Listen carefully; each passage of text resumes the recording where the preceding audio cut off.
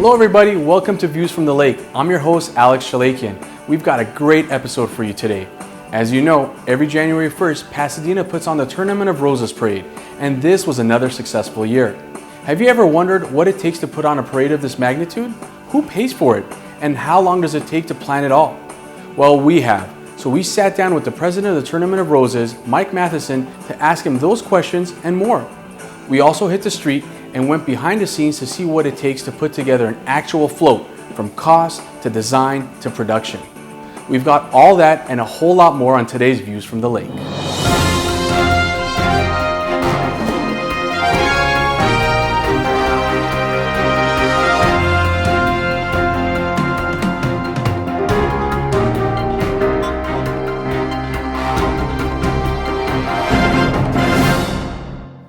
Let's kick off today's episode with an important topic that even applies to me. In the many years that I've been working with clients, I've enjoyed guiding young couples and individuals who are just getting started with their financial planning process. Whether they're all just getting married, planning a family, or buying their first home, the decisions they make now will affect them for the rest of their lives. I have noticed a trend of the same types of mistakes that many of my own friends have made in their 30s. So I figured this would be a quick and easy guide to follow in order to avoid falling in the same financial pitfalls that I've witnessed others falling into. So here are your top 5 mistakes made by 30-year-olds. Many people in their 30s try to make an impression of success and wealth in front of their friends and family through their material possessions. They will buy a house they can't afford, an expensive car they don't need, and name brand clothing that is going to be out of fashion in a couple of months. Just keep in mind that if all of your possessions don't match the balance in your bank account, then you're probably not fooling anyone except yourself. Having all of these items that will most probably lose value doesn't mean that you're financially successful. This behavior is actually hindering you from making the right financial decisions and being able to save towards your goals. When it comes to investing, we're taught that we should diversify our investments. But how come nobody ever talks to us about diversifying our income? Why is that? It is all too common that my 30-year-old clients will talk about how unhappy they are at their current job. Many of them are downright miserable with their careers. Well, even that being said, what would you do if you lost your job? Or there was less demand for people in your field? Your resume may not be able to save you. However, if you set up a small business on the side, you are less likely to get in a financial bind if you were fired or laid off. I would recommend setting up a business in something that you are passionate about. Who knows, one day it might grow into such a successful business that you might quit your job and do something you truly love. Yes, credit cards can be awesome because they make you feel like you have an infinite amount of cash in your pocket. But in reality, the money that you're spending is not yours. Each swipe of the credit card increases the amount that you owe. The more you swipe, the more you owe. And if you can't afford to pay it off at the end of the month, the amount will continue to increase with added interest. Before you know it, you've been carrying this debt around for years. So be responsible and only charge whatever you can afford to pay off every time you get your monthly statements. When you are 30 and thriving, retirement may seem like a far-off event. The last thing on a 30-year-old's mind is, am I saving enough for retirement? Most of them think that they are still too young to start planning for retirement and that they have a lot of time before they have to worry about it. The irony is that the sooner you start saving for retirement, the easier it is. Why is that, you ask? It's a little thing called compound interest. Compound interest is the financial planner's biggest tool. Let's say you're 35 years old and have $10,000 that you're able to put aside for retirement. Assuming an 8% average rate of return, that investment would grow to over $108,000 by the time you're 65. However, if you have to wait till you're 50 years old before you put that same $10,000 in a retirement account, you would only have just over $34,000 at age 65. Thus giving up an extra $74,000 that could have been used for your golden years. Start early and use compound interest in your favor. Don't wait, start saving for your retirement now. Yes, 30 is still young, and even though many of you might still feel invincible like you felt in your 20s, that doesn't mean that you can cheat death. Many young individuals do not consider the future and choose to live in the moment, forgetting that there could always be a life-changing event right around the corner. Whether it's a life-threatening illness or a tragic car accident, you and your family need to be prepared. If you don't have a plan established beforehand, such as a will or some sort of insurance, you might be making this emotionally painful disaster even worse by adding financial hardship to the ones you love the most. It's never too early to start planning. Stick around. When we come back, we're going to sit down with the Tournament of Roses president, Mike Matheson, to find out just how amazing of an undertaking the Rose Parade really is. Welcome back. We're here with the president of the Tournament of Roses, Mr. Mike Matheson. Mike has been a tournament volunteer for 37 years and has committed many hours of service. Mike, thank you for joining us. Oh, my pleasure. And congratulations on another successful year. Thank you. It's a lot of fun. Yeah, I'm sure it is. I'm sure it is. So I heard somewhere back in '69, you used to be a float driver. Well, I did drive a float in the 1969 parade, and Dad got ill, and I stepped in, and yes, I did. Wow. Tell us a little bit more about that. I mean, obviously things have changed since '69, but was that a fun experience for you to Well, it was drive? a great experience, yes. And the big thing for the float drivers is you do not get towed. So we did not break down. We had a little chunk of rubber come off a caster, but we weren't towed. And if I ever drive a float again, I'm going to pick a smaller one. A smaller one? Yes. I'm sure. So how much does it cost today to put on one of the Tournament of Roses and the parade? What does it cost? And tell us how that would compare to about over 100 years ago, just a frame of reference for us. Well, frame of reference were that you probably didn't have commercial carriages, 100 years ago. And in fact, I'm not sure I forget when the first parade had an actual motorized vehicle.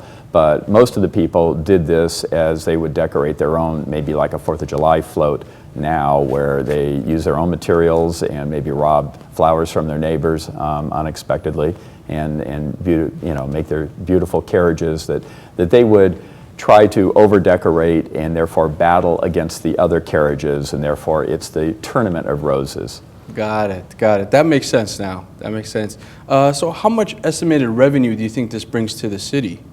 I don't know specifically how much it brings to the city of Pasadena. We commission an economic study periodically, and the last one, which I believe was 2 years ago, was a 2-county, Los Angeles and Orange County, and that was $306 million. Wow. Annually. And I know there's a lot of hotels that get business, restaurants and stuff in the area, but you guys went looking at all of LA County. Well, many of the bands that participate in our parade, they don't stay locally because they can't afford it, and so therefore they are in Orange County, and/or they go out to the San Fernando Valley. The football teams do not stay in Pasadena; they stay downtown LA and/or in Century City. So the expanse and/or the impact is certainly it's very wide. It's a big umbrella. I mean, you're just talking about 4,000 to 5,000 band members that are coming in to Pasadena from all over the world. And then their families joining them and the friends and other people that want to watch them. Absolutely. Yeah, I don't know how many hotel rooms we have here in Pasadena, but I'm sure it's not enough. And like you said, the cost is probably something that most of the members can't afford. So they got to look elsewhere. All right. So the vendors that are up and down Colorado, does the parade help them? Does it hurt them? I see a lot of times they'll put fences around and kind of close up shop because people are littering and things. What is the usual thing that happens? Well, it depends on the business. If you're a bank and you're closed on January 1st, you probably don't really care. However, if you're a food establishment, especially if you're selling coffee and donuts, if you're a Dunkin' Donut, I would imagine you would probably do a very brisk business between December 31st and January 1st. Right. I know one of the restaurants that's right across the street from our office, Del Frisco's Grill, was trying to figure out how they're going to get people there. They weren't even sure if the building was going to put a fence around it and fence them in, if they would even be able to get their employees to show up to be able to serve on that day. So I know there's a lot of logistics behind it. So tell us about that. Where does the budget come from in regards to the parade? Well, the budget, a good portion of our revenue comes from the football game. Okay. And so we're a tri-party agreement with the Big Ten and the Pac-12, and we're on a fixed income, and that pays for a good percentage. I believe it's going to be about 70% of our budget this year is coming from football. But then the shortfall is going to come from sponsorships, and that would be the presenting sponsor, which is Honda, and many of our other sponsors that participate in our events.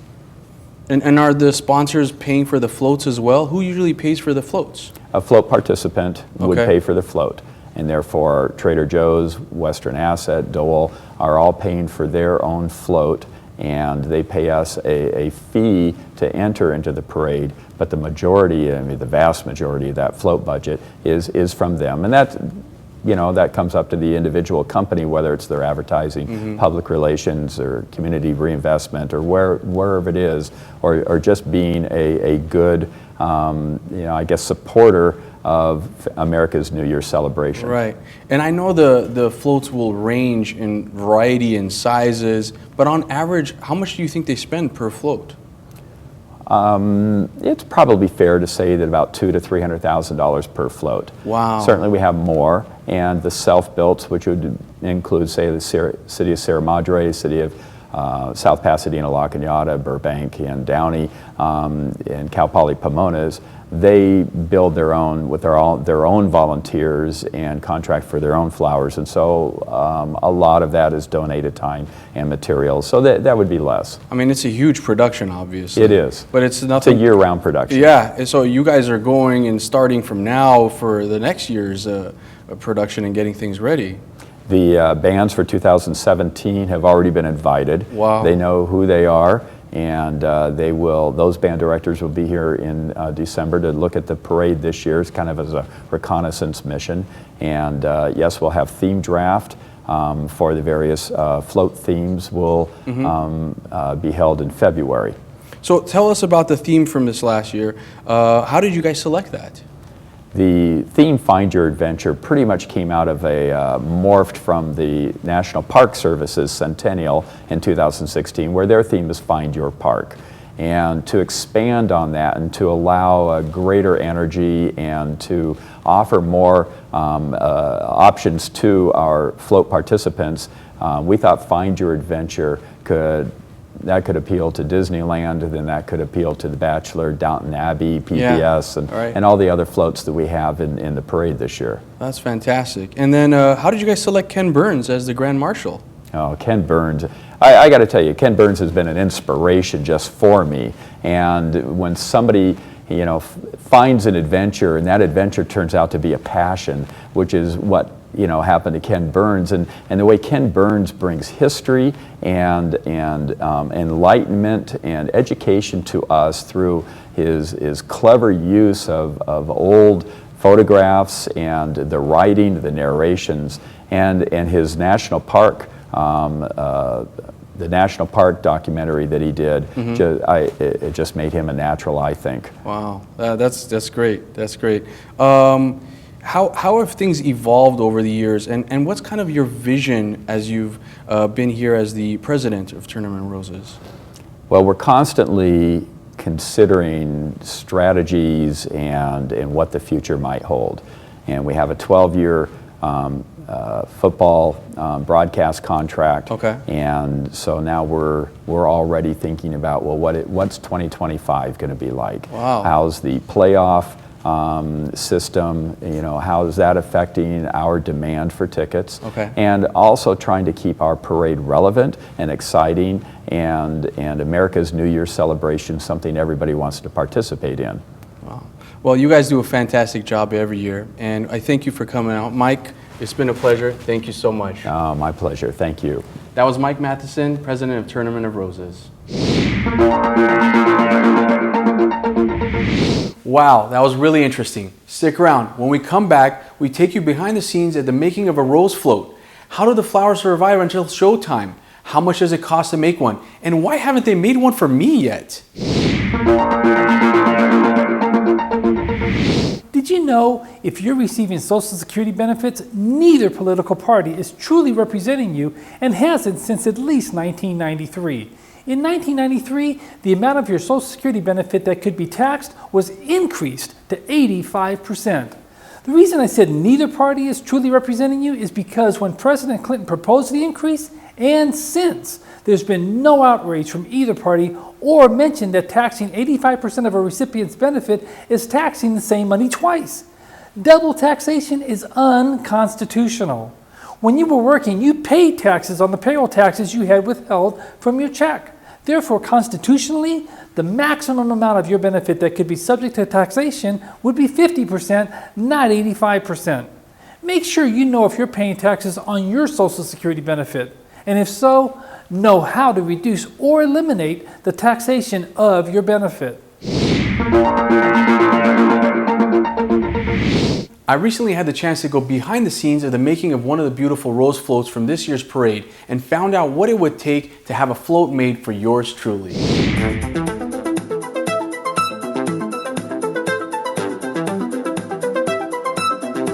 We're here with Stepan Partamyan, who's the president of the American Armenian Rose Float Association. Stepan, thank you very much for joining us. Well, thank you for covering the float. Oh, of course, it's our pleasure. We know it's crunch time right now. There's a couple of days away from the Rose Parade. So how's it going so far? Well, it's going great. Right now, we have ample of volunteers working on it, and I think we will not miss the deadline. Let's put it that way. Well, we hope not. We hope not. So, Stepan, a lot of our viewers are wondering, how much does it cost to make a float like this? Well, our float, there's $250,000 price for it.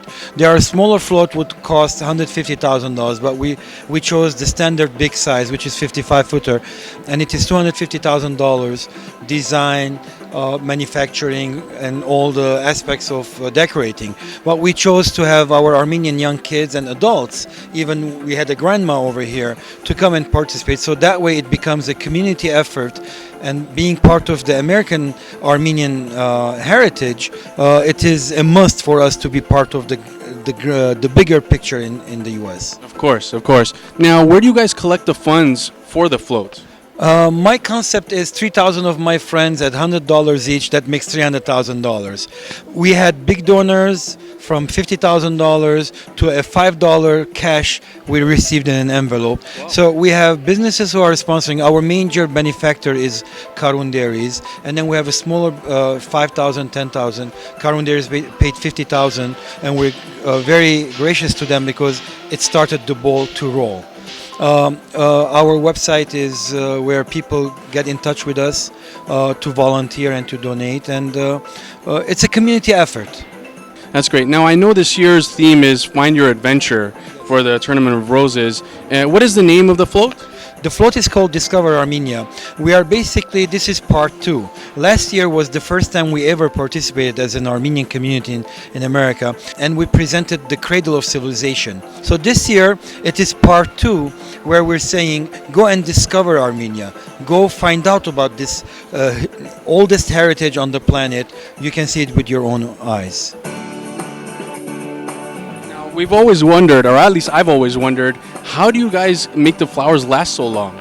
Well, it is the effort of Phoenix Decorative, our builder, who they've been doing this for over 50 years, if I'm not mistaken. And I think there is a technique for everything. The flowers are placed the last couple of days, and then there are small bottles that go into the foam board. And it lasts. Right now, if you go inside and you see how they're cutting the flowers and preparing them, putting them in small jars so that they can place it on the float itself. And how does the board decide who gets to ride on the float on parade day? Oh, that you have to be a good friend of mine. Yeah. If you're a good friend of mine, I'll decide. Don't tell my board members. It's a collective effort. What we do is, this year we're honoring American Armenians who have given the Armenian name a broader representation. And then we have another 5 individuals, actually 4 young individuals who present the future of American Armenians. We don't know what they're going to become, but it is a motivation for them to look forward and become somebody and promote the Armenian identity. And then at least the 10th person is a lottery that we're doing. Oh, nice. People can participate and can just be one of the float riders. That's awesome. That's awesome. Hopefully I'll get on there. So how soon do you guys start fundraising for the next float? Well, 2015 was our first float, January 1st. January 1st, we knew that we're going to have another float January 1st, 2016. It was our commitment. Then there's a procedure that the tournament has. You have to apply. And since last year we won the President's Trophy, we were the first time participant, and we got one of the most prestigious trophies, which is the best floral decoration and implementation of flowers on the float in a floral festivity. So we automatically became invited because of the cup that we received. That was a very proud moment for all of us, actually. Hopefully this year we will get one too, because the float itself has lots of detail. People look at floats from different perspectives. The judges look at it from different perspectives. It is not only the design, it is the work that goes in there. Stepan, if anyone wants to volunteer or come to any of the fundraiser events or to even donate, where would they go to find out more information? Well, aarfa.org is our website, the American Armenian Rose Float Association, but abbreviated with the first initials. There's a volunteer application there that you can go and fill it out, and then we'll have all the dates that's available. If not this year, next year we'll have the information there, and then we create a pool of volunteers to come, and donations as well as accepted on the website. You can donate there, or you can send your tax-deductible check, because we are a non-profit organization, to American Armenian Rose Float Association, P.O. Box 60005, Pasadena, California 91116. Stepan, and lastly and most importantly, what do you think it would take for me to have a float of my own? You know, I was thinking something like this. First, you need to have 3,000 friends who can give you $100 each.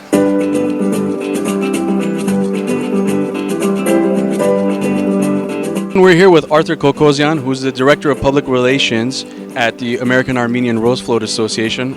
One of the things we were wanting to know is what kind of outreach does the Rose Parade, the Tournament of Roses, have? In the United States, we have about 53 million people who watch it. Internationally, it's about 120 countries, about 500 million people see it. Wow, that's huge. So what does that translate into for your float? For our float, there's more people watching the float than the Super Bowl itself. So per $300,000 or $400,000 cost, it's a lot less expensive for exposure of the American Armenians or anybody else who's a participant of the Rose Parade float to reach an international audience.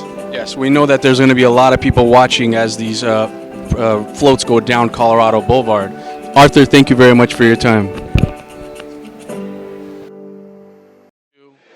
Well, I'm not surprised Stepan decided to ignore my last question. Now, before we head back to the studio, let's fast forward a couple of days to right after the Rose Parade and visit this float at the Showcase of Floats. We're here at the Showcase of Floats. We're in front of the American Armenian Association Rose Float, Discover Armenia. We saw them building it. Now here's the final product. What's the reaction been with the float? It's been amazing, actually. Today it's a crazy day. We have a lot of people come to me and ask about Armenia. They're so interested. A lot of them tell me that I want to visit Armenia and to see all these monuments and the places, historical places that we have. And this has been a big success, I think. When do we start raising money for next year's float? Well, we'll accept donations anytime. Anyone can go to arfa.org. It's aarfa.org and donate there.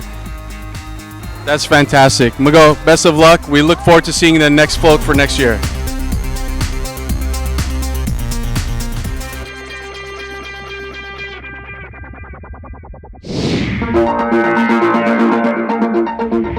And that's our show. I hope you had fun watching, maybe even learned a thing or two. I know we did.